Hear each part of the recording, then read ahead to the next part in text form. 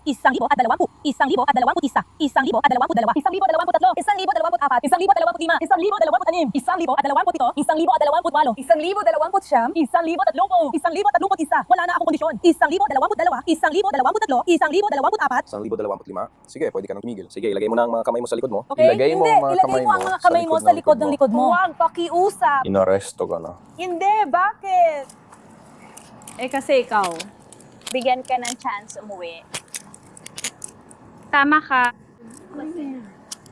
At pagkatapos ay pinili mong kunin ang kotse na sinabihan kang iwan sa parking lot at doon uminom sa loob nito. O patuyuin ang mga iyon ng sabay. Pakiusap, ako, pakiusap. Wala na kaming ibang tao. Parang, sino pa ba parang pumunta dito? Dapat kasi, 8 oras siya sa loob, kaya wala na ring silbi. Naiintindihan ko yan. Pero please, baka ito na ang unang beses. Kukunin ko siya ng Pero sige, salamat sa 10-30. pagbati para sa akin. Salamat. Pakiusap. Hindi ba alas 10:30 na? Pakiusap. Lalabas na sana siya ng alas 10:30. Pakiusap. Sige na. Guys, hindi naman ako lasing. Katatapos ko lang pumasa sa pagsusulit. Hindi ito pagsusulit, mga ehersisyo lang ito. Ito ay pasado o bagsak. Pero hindi naman ako bumagsak. Pwede bang humarap ka sa kotse? Sige Ibuka na, please. mo ang mga paa mo. Please. Pwede mo bang ilayo ang mga paa mo? Eh kung gumawa niyan para sa'yo. Dalawa ang anak ko. Wala naman akong ginagawa. May kasama ba sa bahay ang mga anak mo? Pakiusap. Oo. May kasama sila sa bahay. Sige. Basta may kasamang matanda.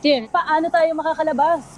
Kailangan mo maghintay ng 8 oras. Kailangan mong mahimasmasan. Ako'y sa loob ng 8 Totoo oras. nga. Hindi. Sige. Pwede kang magpiyansa pagkatapos ng 8 oras. Meron ka bang anumang bagay sa loob ng bra mo? Wala akong kahit ano. Wala talaga kasi ito'y parang bra na may wire, kung meron. Nasa kotse yan, gamit ko. Kukunin natin. Bakit ka, Yuan, hindi ko ilalagay kamay ko sa loob ng bra mo kung may laman dyan na. Hindi mo makita o hindi ko makita, madadala mo yan sa kulungan bilang kontrabando. Hinayaan ko lang. Alam naman ng lahat yan, sinasabi ko lang sa inyo kasi parang kayo At ay para naging parang... malistuhin kaming dalawa. Ooh. Nagbibiro ka? Oo. Ayos ng bullet. Hindi. Kailangan ko umabot sa kabila ng seatbelt ko. Pasensya na.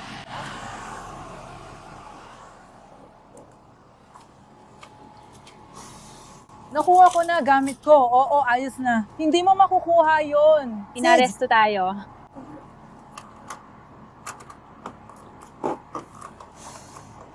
Nangganda ako.